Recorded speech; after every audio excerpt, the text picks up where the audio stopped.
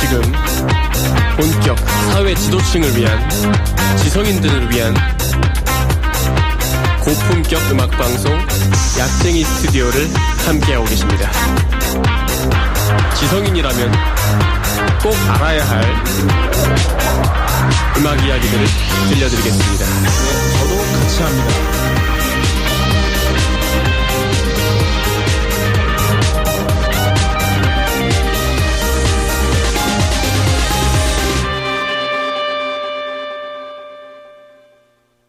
사회지도층과 지성인들을 위한 고품격 문화평론 방송 약쟁이 스튜디오, 이번 주에도 무사히 살아 돌아왔습니다. 이거 다음 주가 이제 또 추석이라서 녹음 방송 해야 되는데, 이번 주에도 또 좀 이제 방송국이 일정이 있어가지고 녹음 방송을 진행합니다.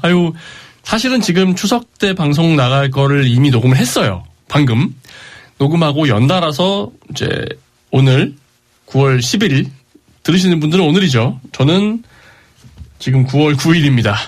9월 9일에 녹음하고 있고요. 잘 등록되어서 방송 듣고 계시기를 바랍니다.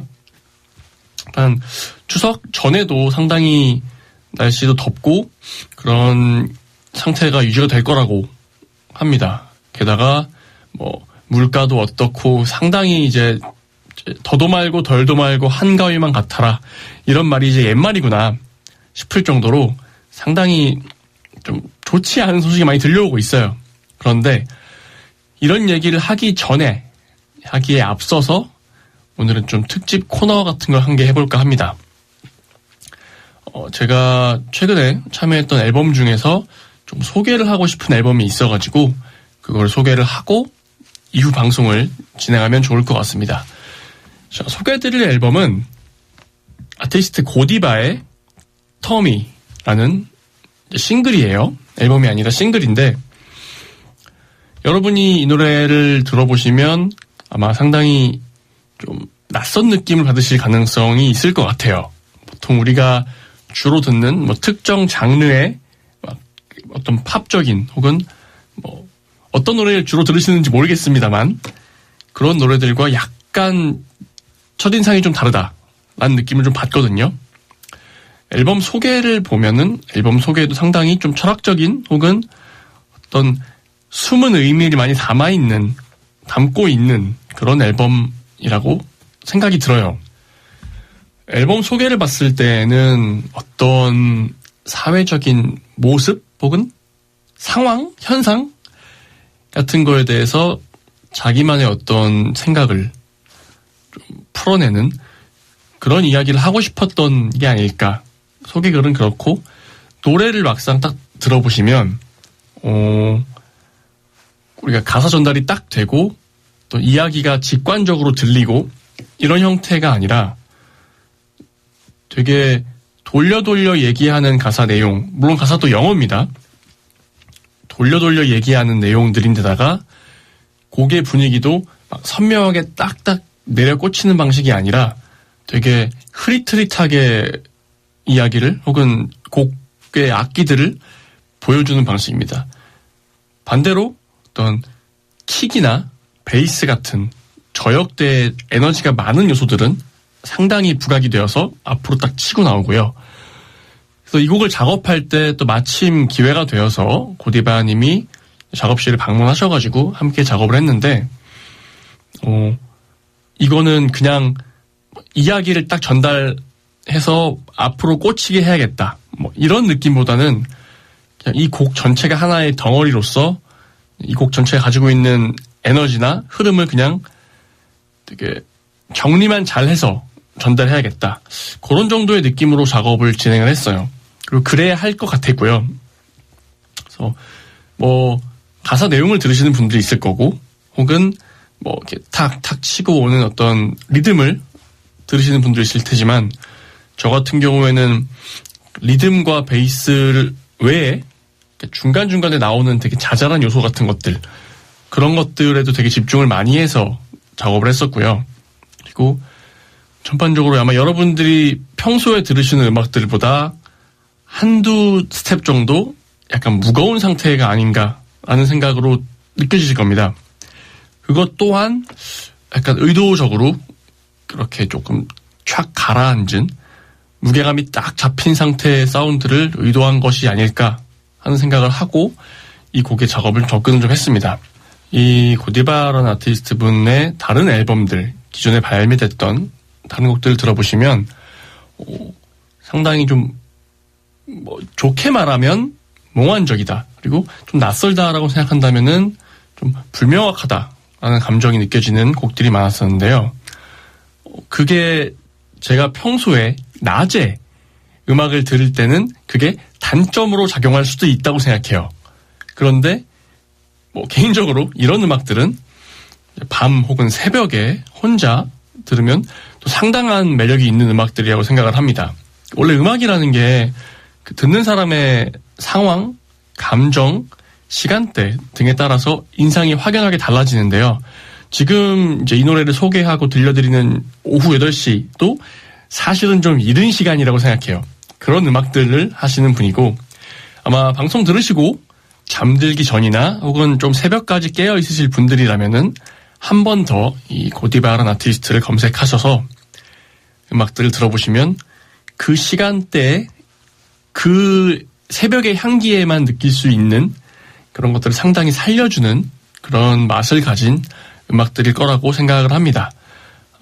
소개는 이 정도로 마치고요. 일단 노래를 듣고 넘어오는 게 좋을 것 같아요. 고디바의 토미 듣고 오시겠습니다.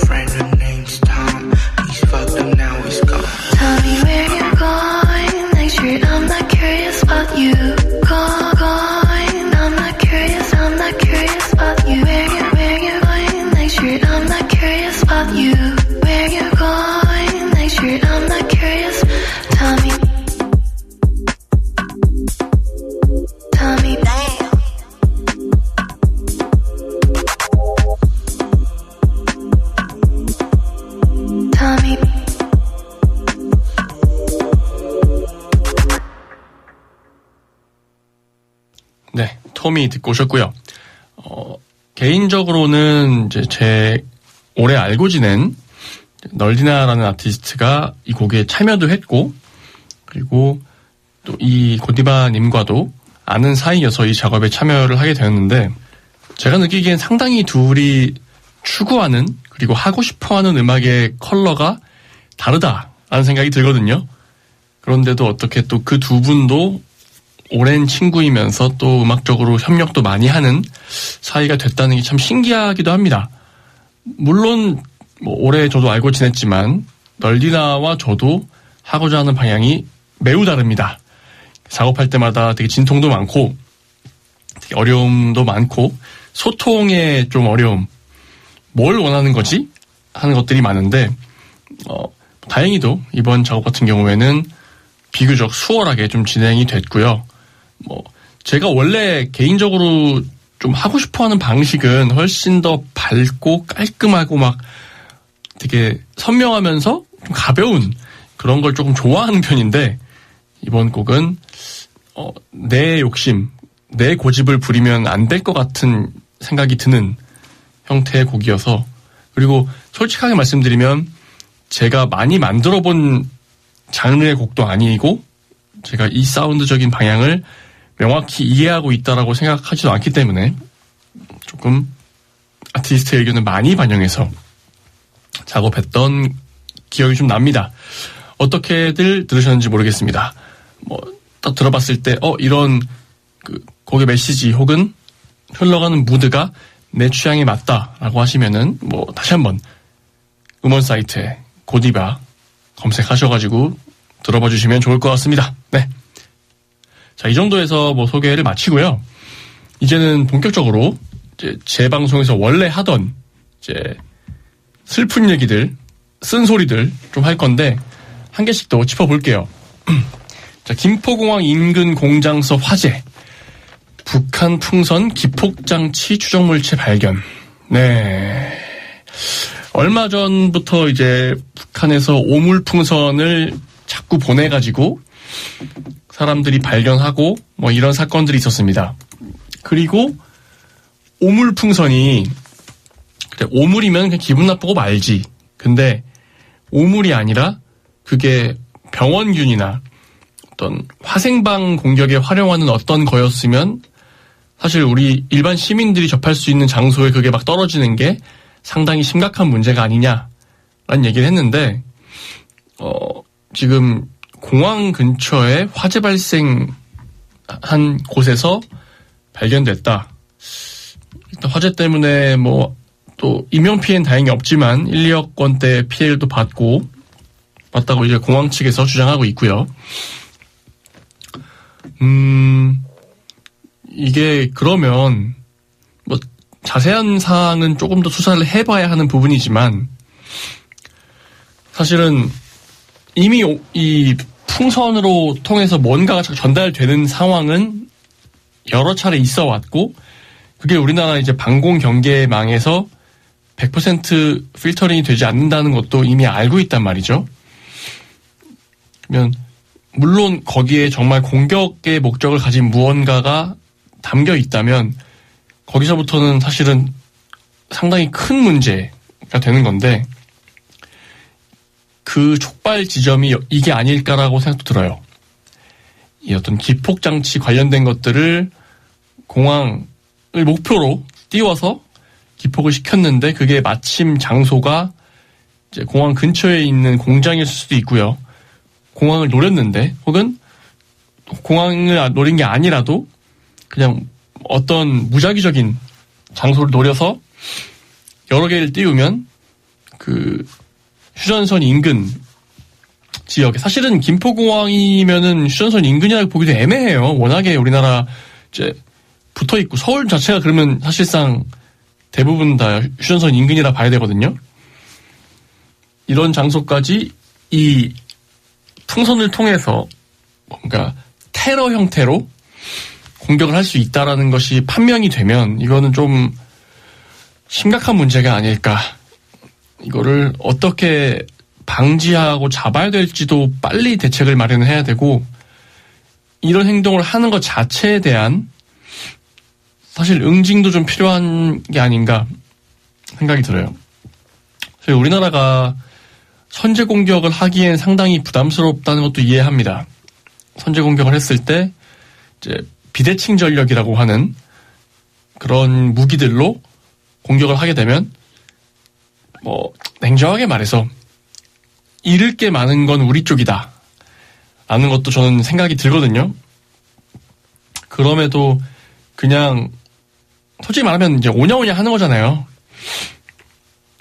객관적인 전력상으로는 사실 상대가 되지 않는 상대인데 이제 우리나라가 훨씬 더 많이 경제적으로나 군사적으로 발전돼 있고 굳이 막 먼저 건드려서 이렇게 안 한다. 이런 기조로 계속 해오는 것 같아요. 그런데 이런 식의 이것도 일종의 비대칭 전력이거든요. 이런 식으로 공격을 해오는 거를 발견했다면 이거는 그대로 두면 안 되지 않을까. 일단은 외교적으로 해결할 수 있으면 참 좋은 거고요. 외교적으로 해결이 안 될 경우에는 좀 더 강한 어느 정도의 무력을 행사한다든가 하는 것도 고려해볼 필요는 있지 않을까. 물론 그렇다고 해서 제가 전쟁광이라든가 전쟁에서 막 응징하고 해야 됩니다, 이렇게 말씀은 못 드리겠습니다. 가장 좋은 건 당연히 평화이거든요. 근데 이렇게 어찌 보면 작은 형태의 공격이라도 당하는 시민들의 어떤 재산과 생명을 크게 위협하는 행동이기 때문에 국가로서 이걸 그대로 넘어가는 거는 좀 문제가 있지 않나. 일단은 수사의 결과를 좀 더 보고 싶습니다.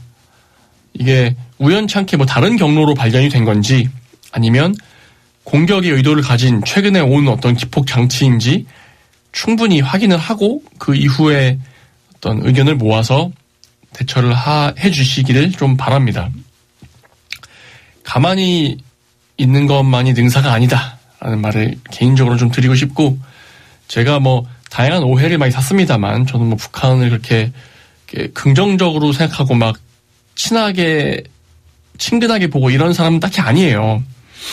상당히 싫어하고 그 정권이 가지고 있는 어떤 윤리적이지 못한, 그리고 그 북측에 있는 주민들에 대한 어떤 탄압 같은 것들을 극도로 혐오하는 사람이 하나이기 때문에 조금 강하게 말씀드린 측면도 있습니다. 관련 전문가 분들과 그리고 그 외교적인 군사적인 전문가 분들이 모여가지고 가장 적절한 선에서의 의견을 내주시기를 좀 간곡히 부탁을 드리겠습니다. 자, 그 다음에는 또 한 주뿐만 아니라 하루가 멀다 하고 들려오는 음주운전 소식도 두 개입니다. 전달을 드릴게요. 술 마신 뒤 차 4대 들이받고 경찰 폭행한 20대 구속. 그리고 음주운전 집행유예 기간에 또 걸리자 형 이름 말한 40대 실형. 어질어질하죠. 음주운전하다가 다 그 차 들이받고 경찰이 음주 측정을 하려고 하니까 폭행까지 주먹으로 때렸대요. 근데 이 사람은 회식하면서 술을 마신 건 기억나지만 이후 범행이 기억나지 않는다고 진술했다고 합니다. 이게 그 20대 얘기입니다. 저는 이런 말씀 드리고 싶어요. 어쩌라고. 동생이니까 그냥 이렇게 얘기할게요. 어쩌라고. 기억이 안 나. 어쩌라고요. 기억이 안 난다는 게 참 우리나라에서 편리하게 잘 쓰이죠. 제가 술을 많이 마셔서 기억이 안 납니다. 그래요? 그럼 봐드리겠습니다.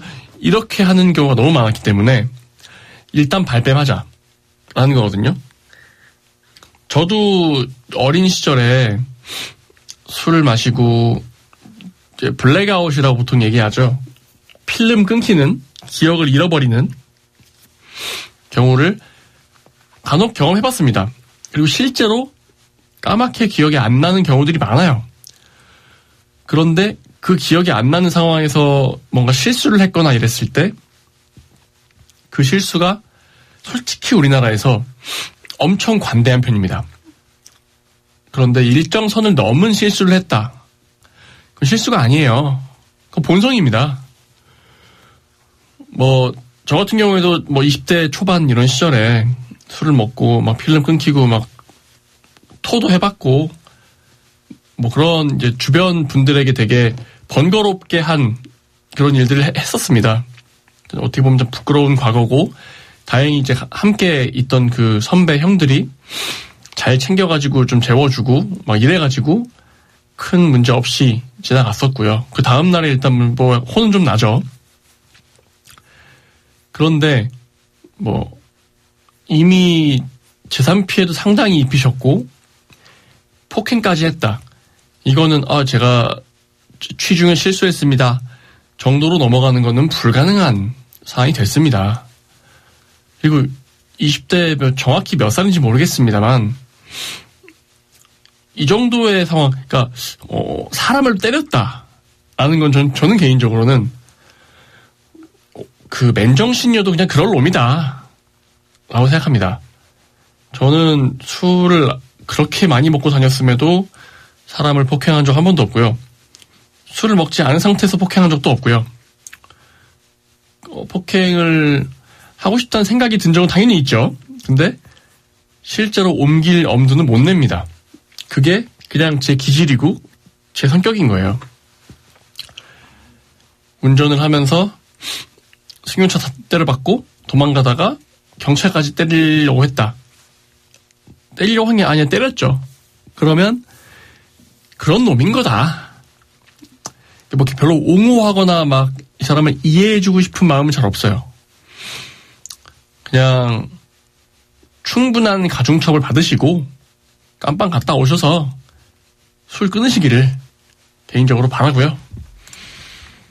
자, 집행유예 기간인데 또 음주운전하다 또 걸린 요 양반. 아니, 더 웃긴 건 형 이름을 댔어. 친형 이름을 댔어. 이거는 이 명절 앞두고 뭐한 짓입니까? 응? 형은 뭔 죄입니까? 음주운전 때리는 동생 둬가지고 이거를 못 잡아냈으면 형이 전과 생기는 거 아니에요? 차, 형의 이름으로 진술서 쓰고 서명까지 했대요. 그러니까 이게 저는 좀 단순히 술을 먹고 운전을 했다라는 부분에 포인트를 두는 게 아니라 어떤 규범이나 어떤 사회적인 약속 같은 것들을 전혀 지키지 않는 형태의 인간형이 아닌가라고 생각하거든요. 음주운전을 했다, 술을 먹고 운전대를 잡았다라는 거는 그 편린 중에 하나일 뿐이고 이 사람들이 가진 실제의 문제는 사회적 규범을 전혀 신경 쓰지 않는다는 거예요. 그게 이미 평상시에도 나와 있는 어떤 현상일 거고요. 거기서 더해서 술을 먹어서 약간 판단력이나 이런 위험이나 이런 거에 대한 감각이 무뎌지면 확 튀어나오는 거거든요. 평소엔 참 착한 사람인데, 평소에 안 착한 사람이 어딨어요. 평소에 친한 사람들한테 안 착한 사람이 어딨어요. 근데 경찰을 팼잖아. 그리고 음주운전 걸렸더니 형 이름을 대고. 이거 공문서 위조 아닌가요? 길게 보면? 이거는 음주운전자들에 대해서 단순히 처벌을 강화하자 이것뿐만 아니라 어떤 사회적인 규범에 대한 교육도 함께 들어가야 되는 게 아닌가. 저는 이제 이 정도까지 좀 생각이 좀 번집니다. 사회 규범을 음주운전으로 시작해서 다른 것까지 아무렇지 않게 깨트릴 수 있는 충분한 잠재적인 여지가 있는 사람들이지 않을까 생각이 들어서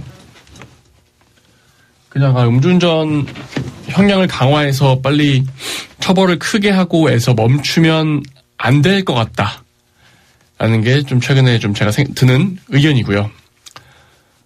항상 음주운전 깜빵에 넣으세요, 세게 처벌하세요 이런 얘기만 해왔는데 적발된 사람들에 대해서 단순히 운전 관련된 교육, 사회교육, 사회봉사뿐만 아니라 정신과적인 검사나 치료도 좀 병행해야 되지 않을까. 그 정도가 돼야만 해결되지 않을까. 이 음주운전은 사실 재범률도 상당한 편이에요. 거의 이제 그냥 본능 같은 부분이기 때문에 내가 봐봐요. 집행유예 기간인데도 또 하잖아요. 그냥 하는 거예요. 삶의 일부처럼 하는 거예요, 그냥. 그러면 삶의 일부처럼 이걸 왜 하냐? 이게 처벌받을 수 있고 규범적으로 문제가 있다는 걸 아는데 왜 하냐? 그걸 신경 안 쓰니까 하는 겁니다. 그러면 신경 쓰게 해줄 수 있는 강력한 수단이 따라와야 된다. 라고 좀 정리를 하겠습니다. 자, 다음은 한국 출산율 꼴찌인데 이것은 불티나게 팔린다. 이것이 무엇이냐? 개모차입니다. 개모차. 이게 비속어가 아니고요. 강아지들 태우는 그 유모차 같은 거래요. 요즘 많이 봅니다. 특히 이제 약간 노견이거나 어느 정도 좀 거동이 불편한 질환이 있거나 아주 어리거나 하는 경우에 이제 이걸 많이 태우고 산책 다닙니다. 왜냐면 아무래도 강아지들이 이제 나가서 거동하기 어려운 몸 상태여도 나가서 이렇게 좀 구경하고 하는 걸 좋아하기 때문에 많이 태우고 다녀요. 상당히 저는 이걸 출산율 꼴찌인데 어쩌고 이 얘기는 좀 사족이라고 보고요. 우리나라의 어떤 반려 문화가 강아지나 고양이를 반려하는 문화가 되게 많이 발전하고 있구나 라는 걸로 보이는데 한 가지만 좀 얘기하고 싶습니다. 이 사람들이 출산 안 하고 반려견 키우고 이런 거는 그냥 자유니까 얘기할 것도 없고요.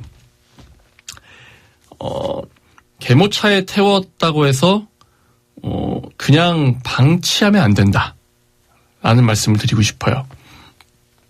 제가 최근에 자꾸만 흰개, 특히 흰개들이 저를 보면 달려들어서 물려고 하거든요. 지금 제가 좀 이상한 감정이 들어요. 내가 혹시 내 어깨에 귀신이 한 분 계신가? 그런 생각이 들 만큼 이상하게 흰개들이 저를 막 노리고 달려듭니다. 네. 그 중에는 개모차에 타고 있던 애도 있었어요.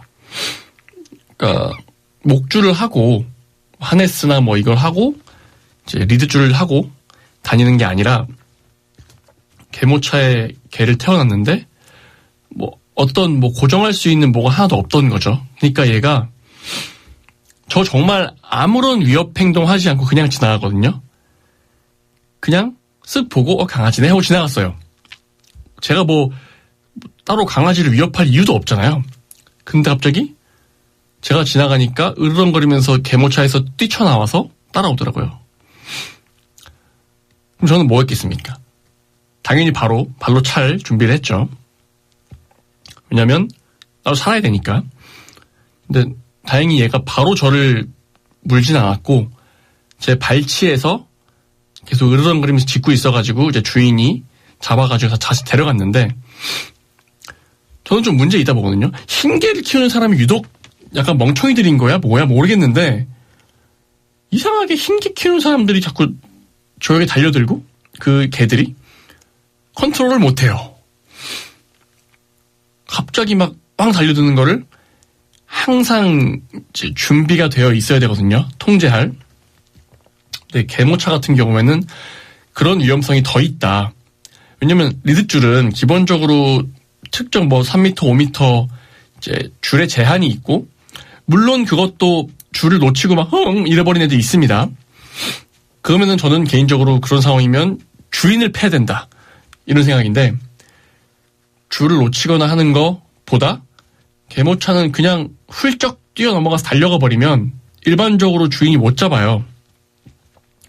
이미 한두 차례 물리거나 이런 상황이 벌어진 다음에야 잡을 수가 있습니다. 그런 고로 지금 제가 개모차의 구조가 정확히 어떻게 되는지 모르는데 돌발적으로 뛰쳐나가지 않게 하는 장치를 충분히 안전하게 해두고 사용하시라. 그 말씀만 드리고 싶어요. 뛰쳐나온 개가 제가 그래도 성인 남성이고 어느 정도는 덩치가 있으니까 바로 안 물었을 거지. 한 6세, 7세 이런 아이였다. 어땠을까요? 아마 바로 물었을걸요? 6, 7세 아이였으면 바로 달려가서 그대로 물었을 거예요.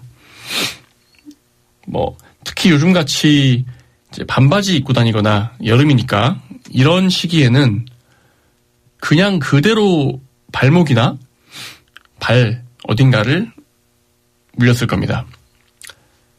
당시에 가장 얼마 전에 겪었던 때에는 제가 다행히도 뭐 운동화에다가 긴 바지 입고 있었지만 솔직히 말하면 긴 바지 입고 있다고 물렸을 때 안 아픈가요?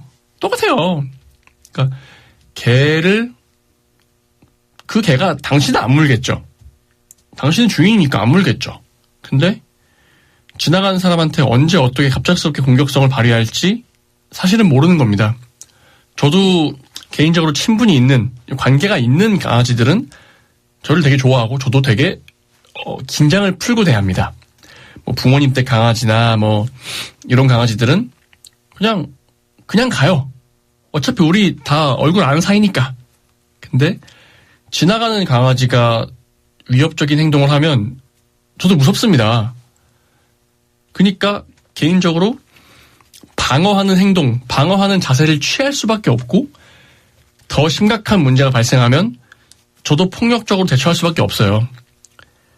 저도 그 강아지를 제압을 하던 공격을 할 수밖에 없는 상황이 됩니다. 그거는 우리 모두에게 별로 좋은 일이 아니잖아요? 다 공감하시겠죠? 그러니까 개 목줄 안 하고 다니는 이런 사람은 최근에는 좀 보기 힘들어요. 워낙에 이제 많이 홍보가 돼서. 근데 개모차에서 훌쩍 뛰어내려가지고 달려드는 개에 대한 대처, 아직은 좀 사회적으로 미흡한 부분이 있습니다. 그거를 기사로 써야지 출산율 꼴찌인데 어떻게 개한테 이렇게 투자를 하고 뭔 상관이에요.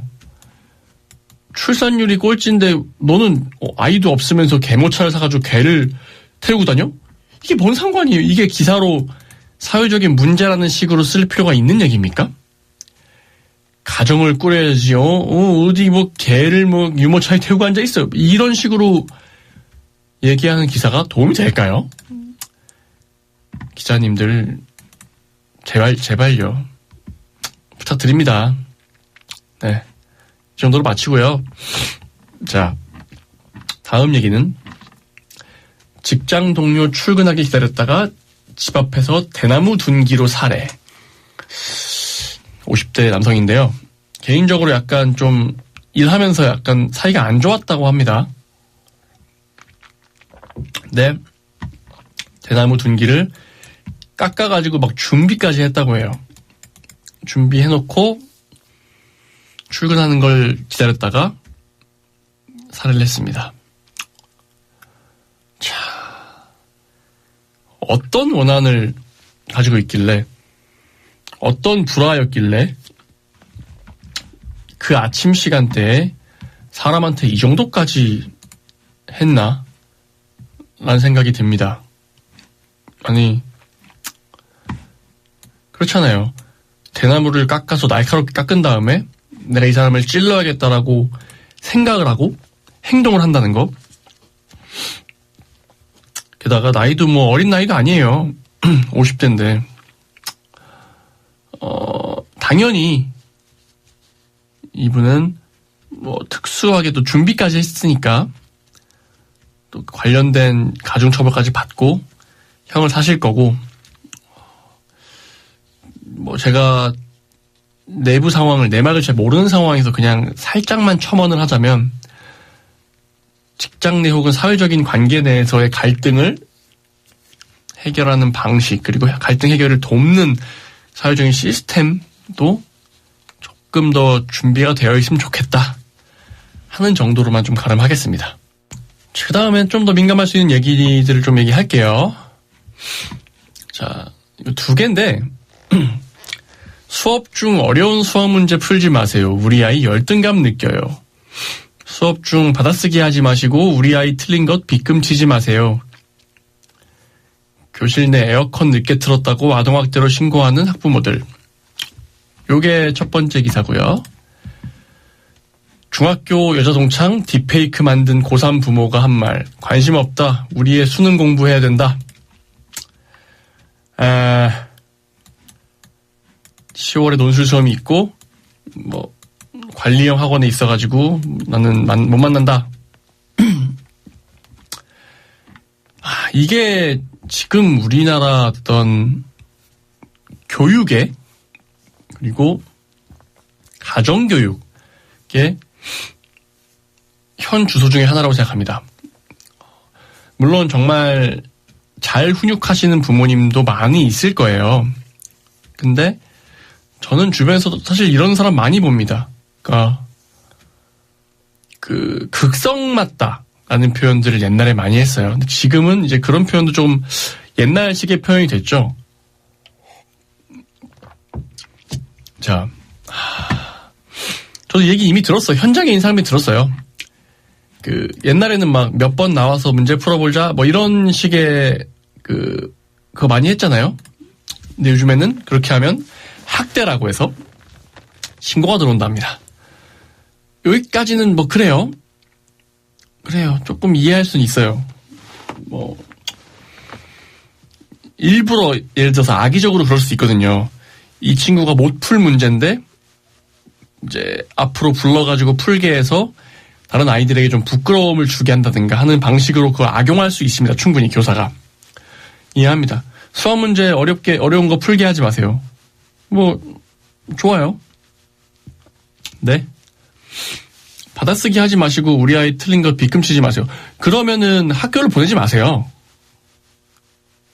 교실 내 에어컨 늦게 틀었다고 아동학대로 신고, 학교를 보내지 마세요. 학교를 보내지 마시고 에어컨 빵빵하게 나오는 집에서 홈스쿨링 하세요.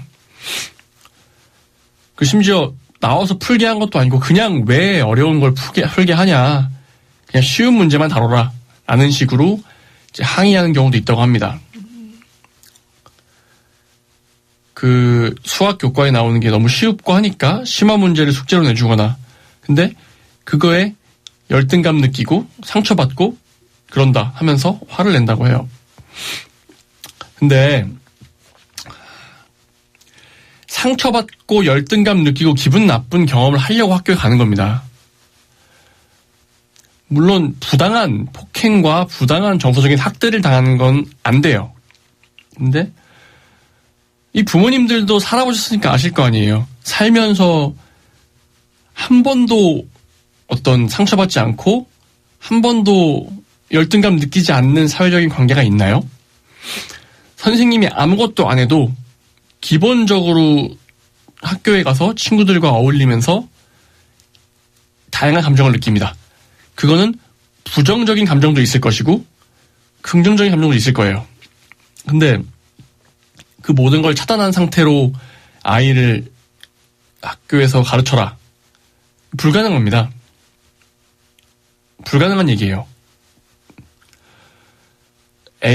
아이들끼리 있을 때도 누구는 힘이 세고 누구는 공부를 잘하고, 누구는 뭐하고 누구는 잘생겼고, 그런 것 때문에 감정을 느껴요.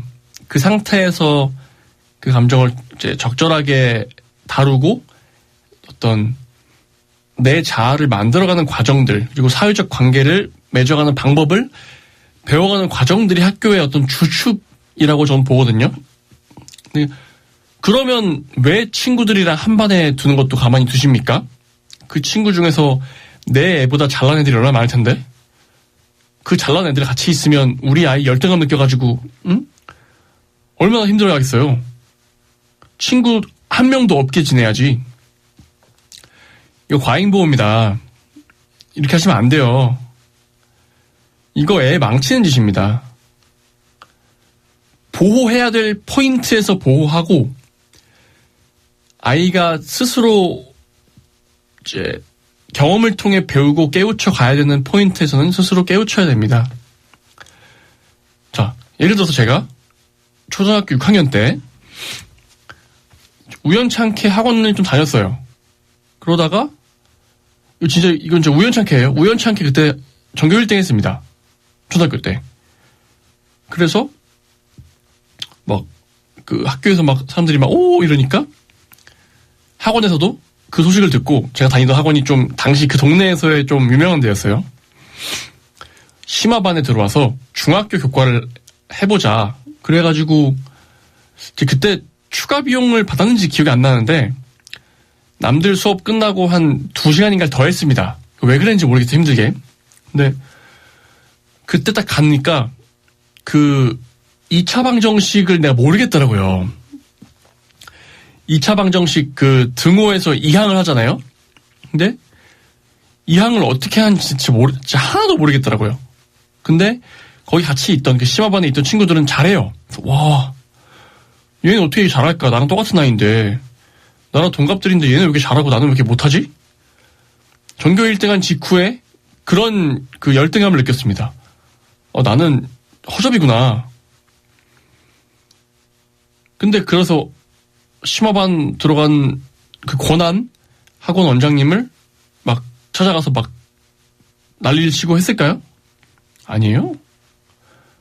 그냥 아무 얘기도 안 했습니다. 저도 조금 그렇게 겪고 나서 근데 뭐 중학교 거 지금 미리 하고 있는 건데 모를 수도 있지 뭐. 그냥 놀아야지. 그랬어요. 그게 어떤 삶 속에서 느껴지는 어떤 감정이나 처한 상황들을 다뤄가는 방식을 배우는 거라고 생각하거든요. 거기서 부모님이 왜 괜히 우리 아이한테요? 그 심화반 권해가지고 애가 이렇게요 심적으로 힘들게 만들었어요. 이렇게 달려가서 막 항의를 했다? 그러면 저는 또 다른 형태의 인간으로 바뀌었을 겁니다. 근데 지금 제 모습이 전 뭐 나쁘지 않다고 생각하기 때문에 이 정도는 아이가 그냥 알아서 배워야 돼요. 아이가 다뤄나가야 되는 문제입니다.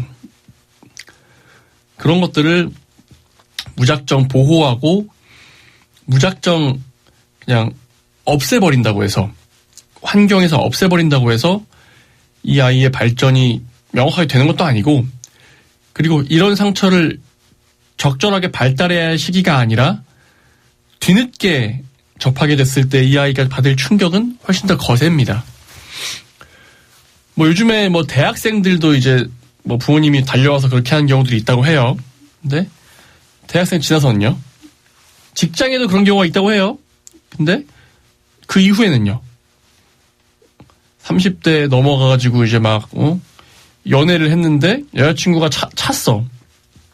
뭐 내 아들을 여자친구가 찼어요. 찾아가서 왜 우리 아들에게 상처를 주니? 다시 만나라. 이렇게 할 겁니까? 안 되거든요. 그리고 일반적으로는 우리 부모님들이 아이보다 더 먼저 돌아가실 겁니다. 그러면 부모님 돌아가시고 난 다음에 아이는 이미 한 60대 됐는데 뭐 이렇게 친구분들이랑 한잔 하다가 상처를 입었어요. 그럼 무덤에서 나오셔가지고 아니 우리 아이에게 왜 그래? 막 이렇게 할 겁니까? 안 되거든요. 아이가 발달 단계에 맞춰서 직접 다뤄나갈 수 있는 범위를, 사회관계의 범위를 점차 늘려주는 것도, 그리고 그 과정에서 어느 선에서는 이제 사회관계를 본인이 그냥 다 해낼 수 있게 만들어주는 것도 부모의 역할입니다. 예를 들어서 맹수가 뭐 본인이 죽을 때까지 계속 자식에게 사냥감을 잡아서 주기만 했다라고 한다면 그 부모, 그 어미가 죽은 이후에는 그 자식들은 그냥 그대로 죽어버릴 거예요.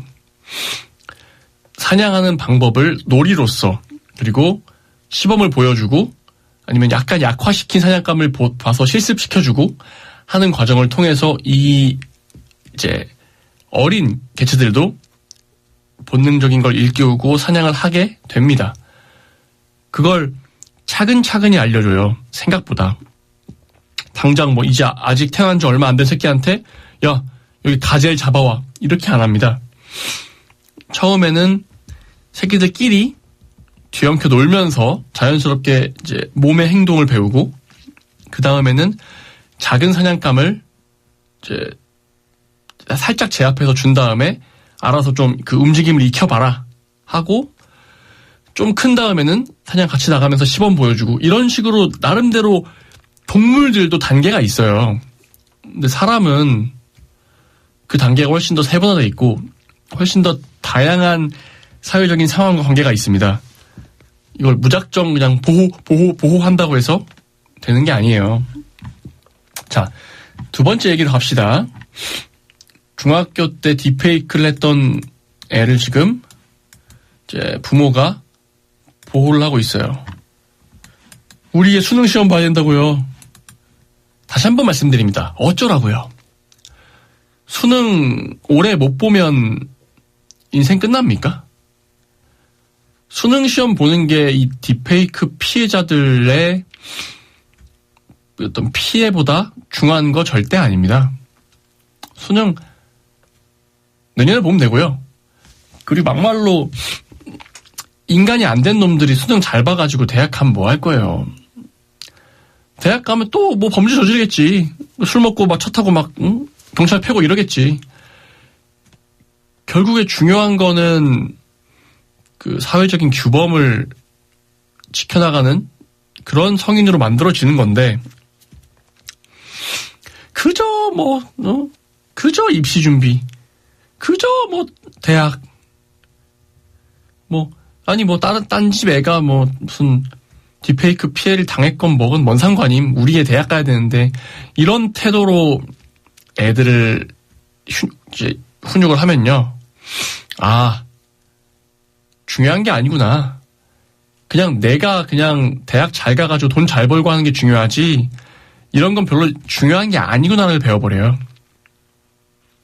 그러면 그 이후에 그 아이가 부모님한테 잘할까요? 기대한 어른이 될까요? 저는 아니라 보거든요.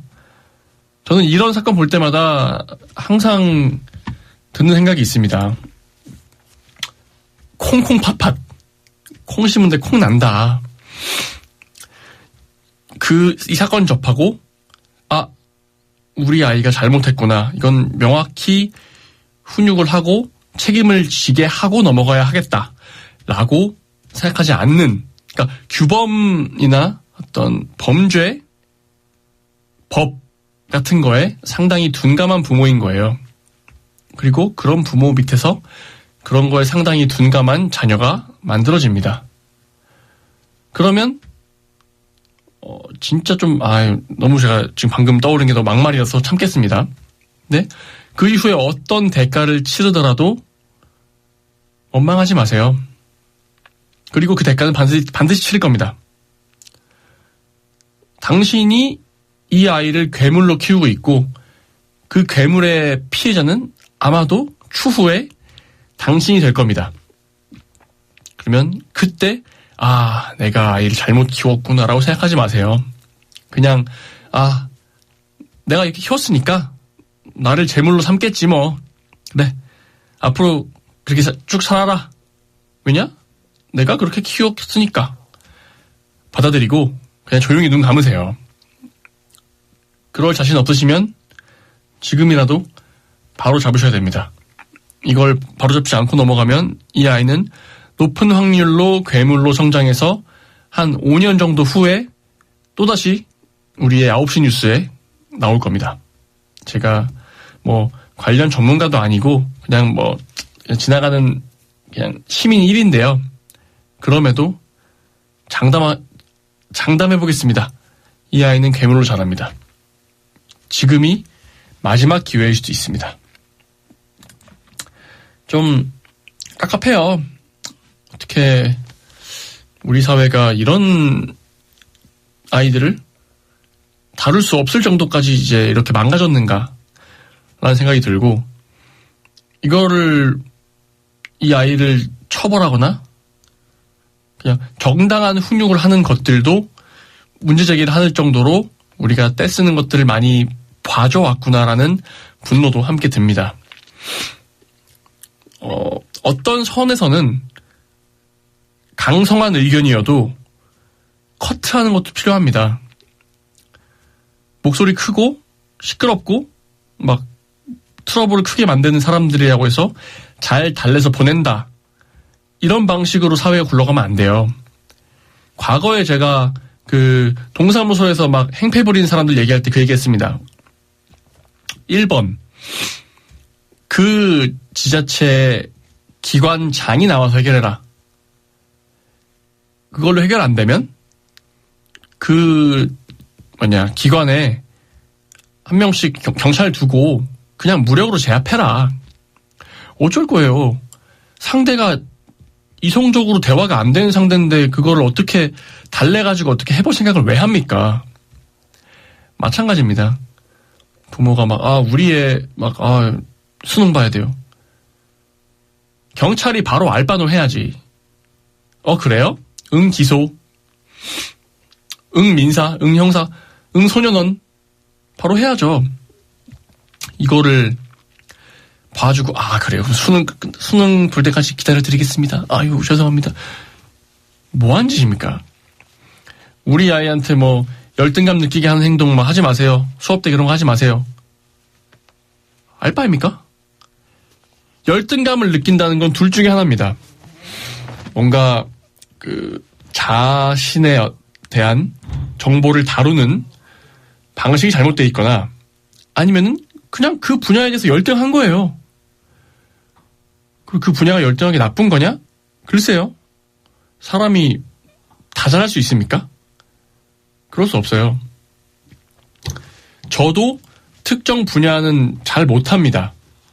어린 시절에 체육 되게 못해가지고 뜀틀도 못 넘었고요. 맨날 엉덩이 닿고 막 그랬고요. 그것 때문에 애들 놀리기도 했고요. 제가 어릴 때 좀 엉덩이가 무거웠어요. 그래서 잘 못했어요.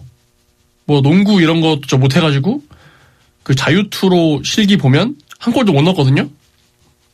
그게 왜요?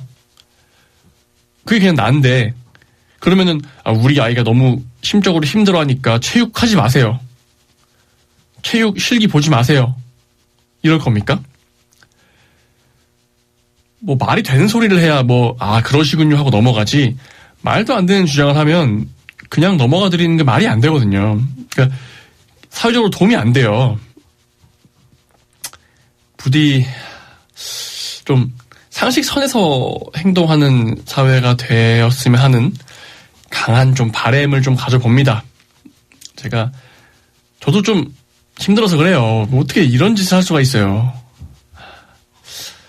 네, 일단 좀 적당히 마무리하고 자, 마지막으로는 지금 기차표를 미리 예매를 이제 과하게 해놓고 되팔이 하는 사람 때문에 막상 표는 못 구했는데 자리 텅텅 비워서 운행하는 경우가 많다. 이런 기사가 있습니다. 아마도 올해도 대중교통 기차나 이런 걸로 고향 내려가시거나 올라오시는 분들이 많이 있을 거예요. 이것도 우리 공연 같은 것도 이제 사재기 한 다음에 리셀하는 사람들이 큰 문제로 한번 터진 적이 있었거든요. 아티스트가 직접 그런 거에 대해서 항의를 하거나 이런 경우들도 있었고요. 이거는 보통 판매할 때 개인정보도 입력하게 돼 있거든요.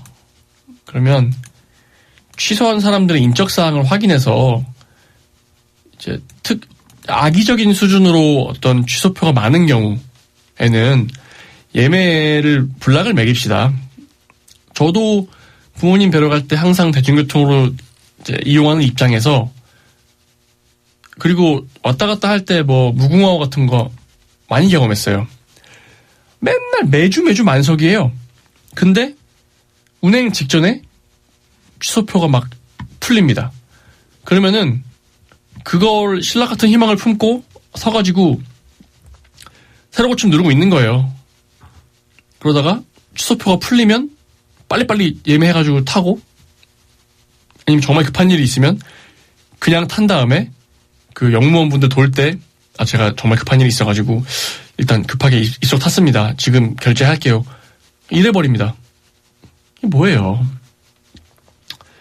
이런 행동, 얌체 같은 행동 혹은 되팔이 하면서 하는 반사회적인 행동을 그냥 유야무야 용서해주고 넘어가는 게 오래됐습니다. 그러면 당연히 강화돼요. 왜냐면 이거 10장 사가지고 몇 장 취소하고 수수료 좀 물고 한 두어 장만 웃돈 얹어가지고 팔면 이득이거든. 모든 건 내가 경제적인 이득을 받으니까 이걸로 돈을 버니까 하는 거거든요.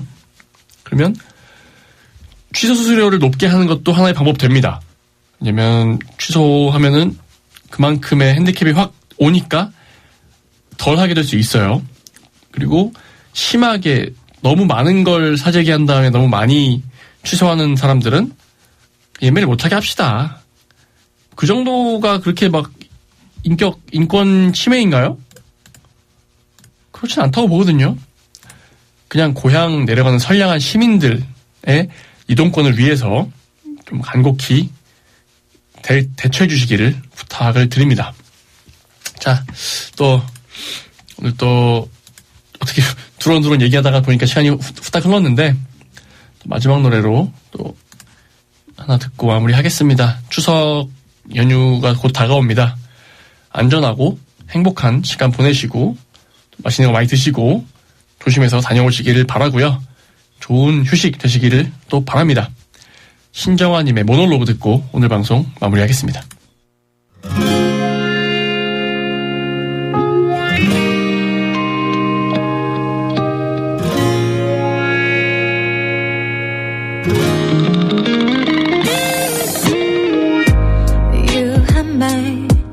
견디긴 어려워. Should I to be loved by someone else? 희미한 구름처럼 이 넓은 세상에 날 맞춰가는 게 내겐 어려운 일뿐이야. I don't know how to be loved. 나를 애써버려도 넌 날 원하지 않는데 나 미움에 흠뻑 젖어도 I will fly in the sky as I feel. 날 찾기엔 끝이 보이지 않는 길. 쏟아지는 피 속을 걷지 않게 날 사랑해줘. 내 모습 그대로.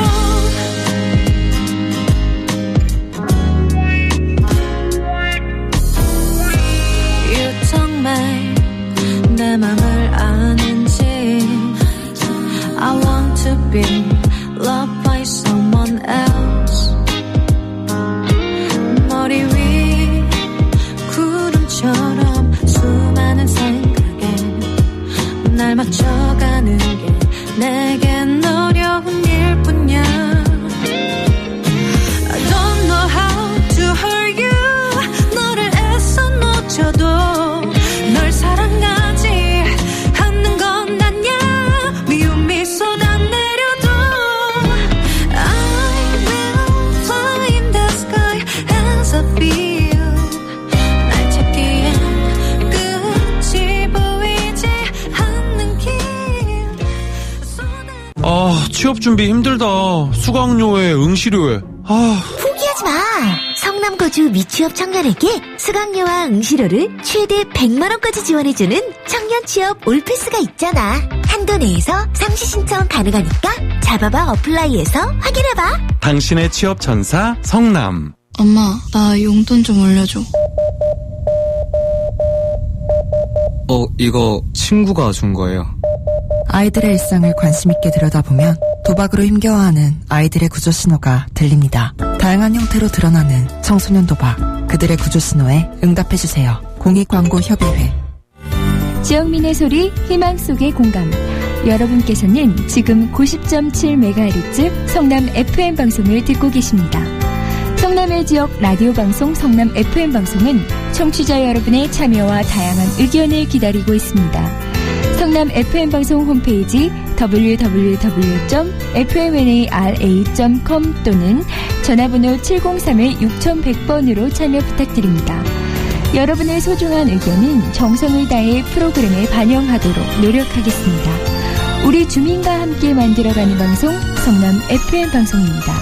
고맙습니다.